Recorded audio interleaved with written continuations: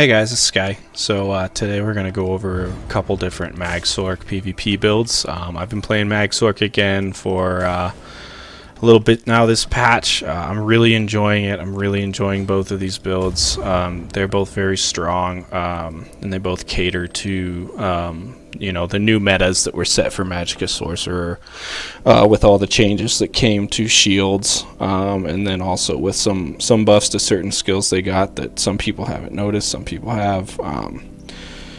Anyways, these are both two really good builds. I'm going to link the video down below, just a couple 1vx clips I had with these builds, and they both performed really well. They both have their strengths and weaknesses. So yeah, we're gonna go over them, and it's gonna be great. So the first build we're running here, this is a little more conventional Magsorc playstyle. We are running Chuden. So one thing with Chuden that we started doing is people started running this a couple patches ago when shields took on their resistances. However, I never ran it because I preferred to run Boundless Storm and get my resistances from that. And Boundless Storm's still a good skill. However, with the change to Implosion, we no longer have Implosion. My big thing about Boundless Storm was that it procced Implosion, and it was just like a passive dot that could execute people randomly. With that gone, I feel that it's better now to free up a bar slot and take the other resistances that come with Chuden. So we've got spell resistance, physical resistance, and also max health. Both of those are really nice. Obviously our shields scale off of max health now, so that helps. And then we also do get the resistances as well. So the defensive set we're running is Impregnable Armor. This guy adds about 2,000 critical resistance, as well as has an excellent 2 through 4 piece for Magsorc, and that is 3 stat lines. And that's huge. You can tell our stats are nuts. We're not in Cyrodiil, but we'll be at like 26.5 max health in Cyrodiil, and it's awesome. So for traits, since we're running Impreg, we don't need full Impenetrable. We still have 40-70 critical resistance with 2-3 infused, and then 1 well fitted, just to reduce cost sprint and dodge roll. Sprinting is still nice to have even when you're on a Magsorc. You shouldn't be sprinting a lot, but it still helps get around. And then of course roll dodging is nice. Our roll dodge isn't too expensive. You can see here it only costs about 3k, as opposed to a little higher if you don't have champion points and don't have that well fitted piece. So the other set we're running is Spinners. And this set is just, I think it's the best Magicka period damage set in the game right now. The big gripe with it before was that the penetration didn't affect shields. Well, now they do affect shields, so that just makes it even better. And it's also got 2 Magicka lines, which is bigger than it sounds, instead of like a spell crit line or something, because once again it helps us get that higher mag pool, which helps make our shields bigger. So, and then on the back bar we're running a Maelstrom Resto in defending. I've tested a few traits with this. I'm really liking defending. You can see it puts us at pretty nice resistances. That'll be higher than a heavy armor class with no resistance buffs actually, so really nice resistances from the defending. And then we don't lose a whole lot of weapon damage or spell damage when we use our light attack for our back bar glyph.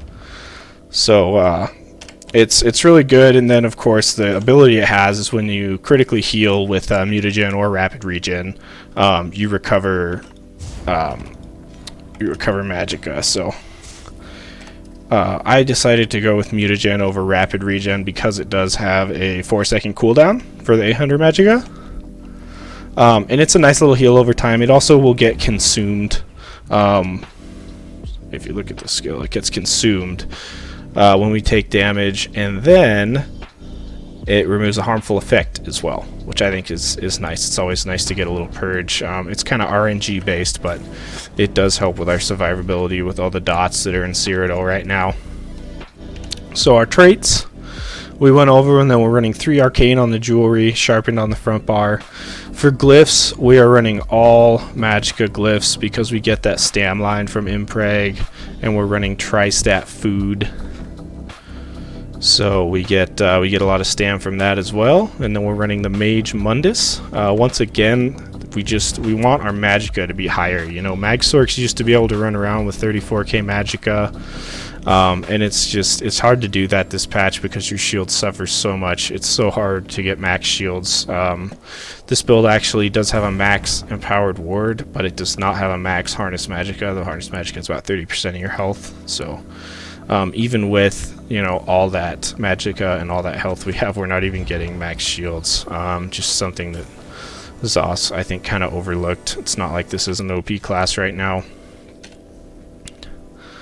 And then you'll also see, you know, our other stats are pretty good. We've got kind of low recovery, but with the mutagen and having Dark Deal, which we can cast and then get kind of a regen over time, it adds some recovery. It's 2400 over 20 seconds. So yeah, we're sustaining okay. So the race we went with this patch is Breton. We get 7% reduced cost. We get some spell resistance that doubles when we have a Burning Chill or Kane's Cust on us. And then we have 100 magicka recovery as well from that. And then also 2k max magicka and 1% AP gained, which is best in slot because AP is life. Just kidding. Fun fact, if you make it to Grand Overlord, it's actually only 600k AP extra that you've gained if you are Breton. Anyways, so we're running Hardened Ward. This is the 6-second morph. You can't get away with the 10-second morph anymore. It's just, we just needed this patch. We're running Streak on our front bar. This is our main stun. We use Streak very aggressively in this build. We use Streak a lot. We use Streak on cooldown every 5 seconds to try and stun people and drain their stamina and keep pressure on them. So that's why we're running it on the front bar. We're also running Crushing Shock, the interrupt morph. It also sets people off balance when you interrupt them. So this is a good little thing here. This Crushing Shock, if you're like fighting someone who's using Dizzy Swing or Dark Deal, it's gonna interrupt them, lock them out of that skill for a second, and yeah, it's good. It's also nice when you're 1vxing to stop reses. Running mages. We're running the Mage's Fury morph, Endless Fury. So this is when they fall below 20%, they explode. This is nice, and it's, you know, it's not too expensive. I know some sorcs have dropped it last patch. This patch, I think they're going to be looking at it a little more, just because that Implosion Execute is gone. It's really nice, and it restores a lot of magicka actually when you do kill someone with it. Then of course Crystal Frag. So this is our proc. It does 20% more and costs 50% less. So we definitely don't want to cast this when it's not procced. It turns a nice pink color when it is procced. So another stun we have Dawnbreaker of Smiting. I think this is the best ultimate for Magsorc this patch. You know, I've seen a lot of guys running Atro. The reality is anyone who knows what they're doing is just going to be like, oh, this guy just dropped an Atro. Say they dropped an Atro right there. Well, cool. Guess what? I'm going to fight you over here. You can stand by your Atro if you want. I ain't coming back over there. I'm not going to fight you there. So I think Dawnbreaker's the best. You can run Ice Comet still. Do keep in mind that the magicka controller pass is bugged right now. It'll give you the magicka on the wrong bar. So do keep that in mind if you do still want to run that. I just think it costs too much, and it's just too easy for him to block. So we're sticking with Dawnbreaker because it does scale off our max stats. It is a nice stun. It is a nice dot. It gives us a little bit of pressure on a class that's mostly all burst. So on our back ball, we're running Harness Magicka. So this is the main reason that running such low magicka recovery works.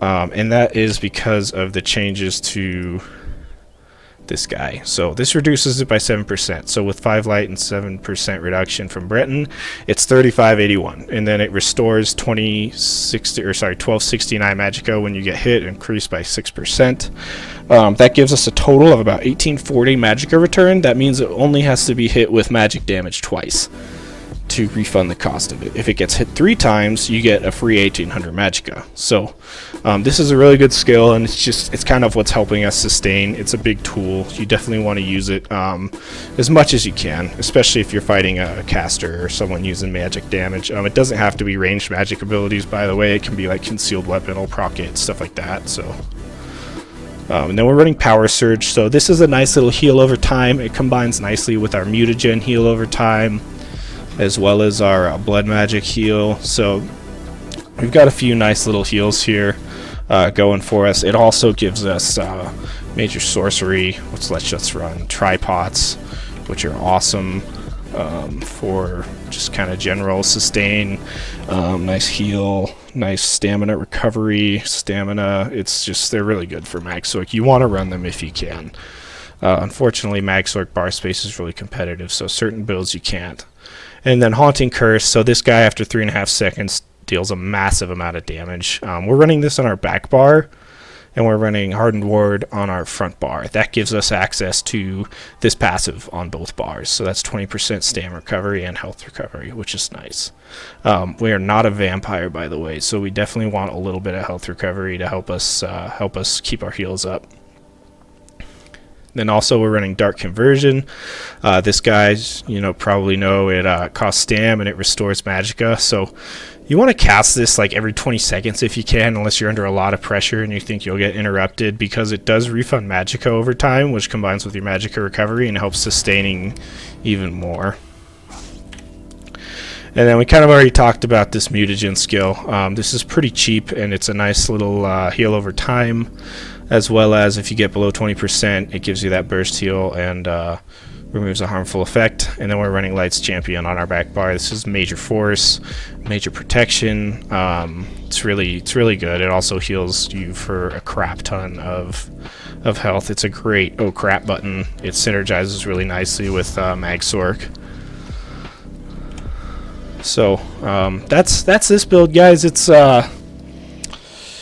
It's pretty good build. Chuden and Impreg make our shields really hard for people to chew through. They're super tanky. We're pretty tanky in this build, and we have a good amount of sustain, and we have plenty of damage with our spell damage glyph, and then spinners and 42k magicka. Like you'll hit 8k crystal frags easy. You'll hit 6k curses easy.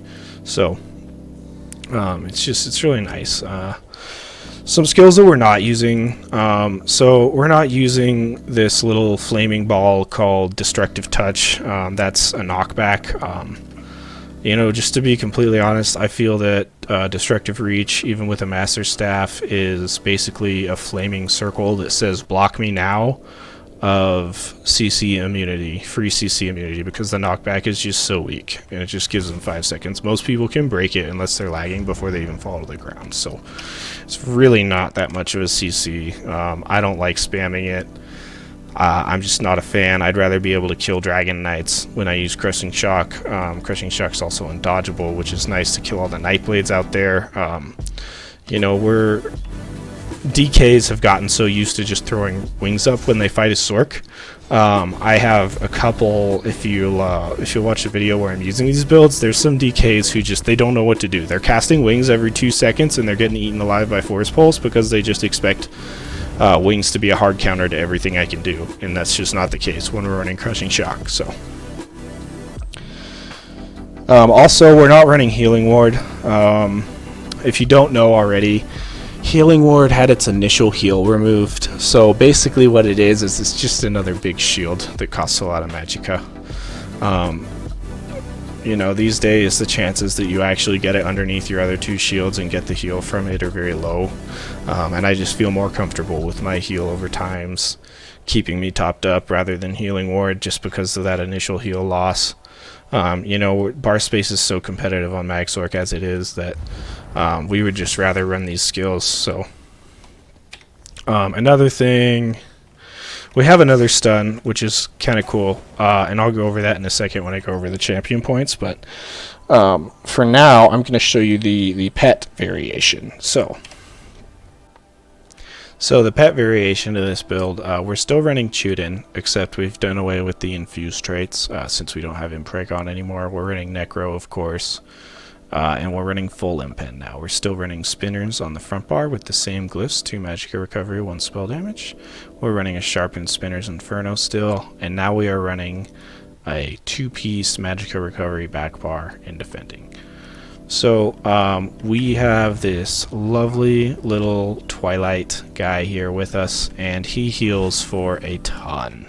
And he increases our max health, and he does a ton of damage. You would be surprised. He does about anywhere from 2 to 4k attacking people. One of the changes they made with Wrathstone is that this pet now takes on your crit bonuses and spell damage bonuses. So we're using spell power pots now, and we get 34 or 38% crit, and then when we use a dark magic ability, it goes up another 5%. And if you have any scrolls or anything, you'll be just below 50% crit. So it's really good. It's really strong. It gives us so much stats. I mean, we have so much magicka. It's unreal. We're running all magicka glyphs and 2 stamina glyphs. So you know, we still want to get that 16k stam. I found that to be kind of the sweet spot. We have the same recovery as before. And then for skills, we're running our Matriarch, of course. We're still running Streak as our main CC. We're still running Crushing Shock, still running Endless Fury, Frags, Dawnbreaker. And then on our back bar, we have dropped Surge in order to make room for the Twilight Matriarch. We're also running Hardened on our back bar now.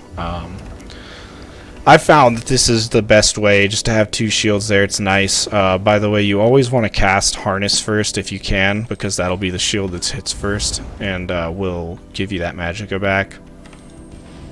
So we're still running Curse, and now instead of the Resto ulti, we're running Temporal Guard for minor protection. So you know, we don't need the Resto ulti here, because we have plenty of healing from this Matriarch. So it should crit for you for 9k in Cyrodiil, and then it should be regular heals for around 6k.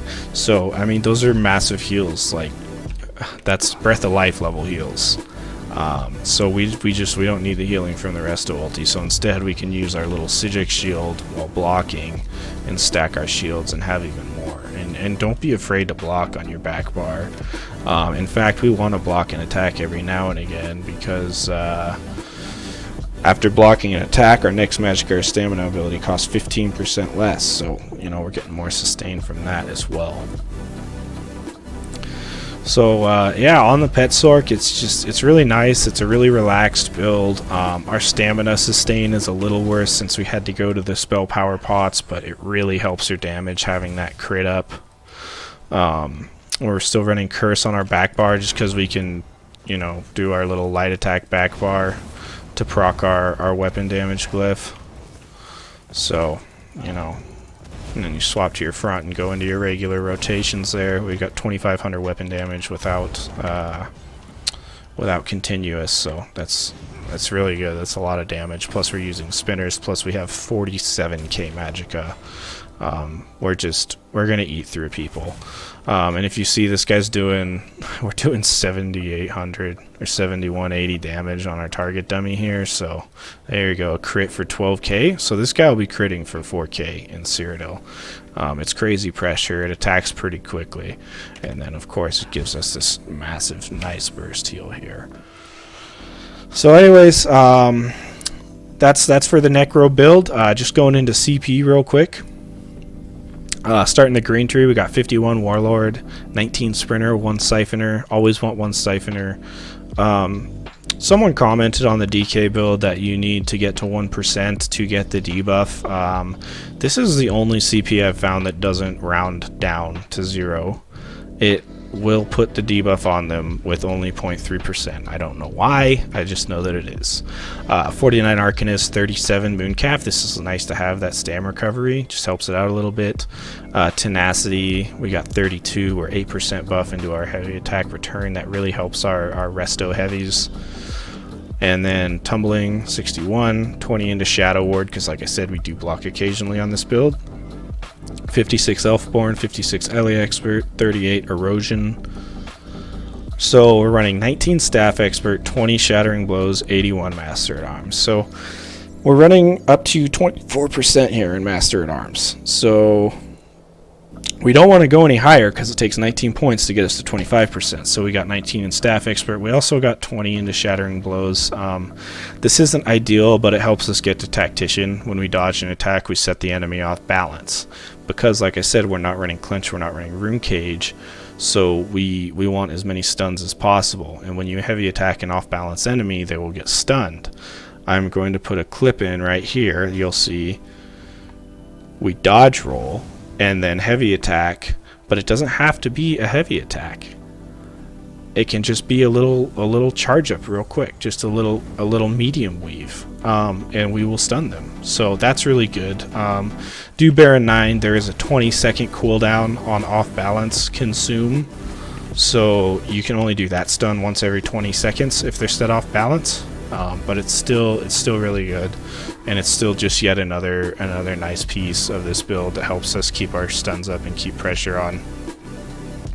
So now we're in the red tree, 61 ironclad, 59 resistant, 8 spell shield, 40 thick skin, 37 hardy, 37 elite, 8 light armor focus, and 20 bastion to help our shields a little bit.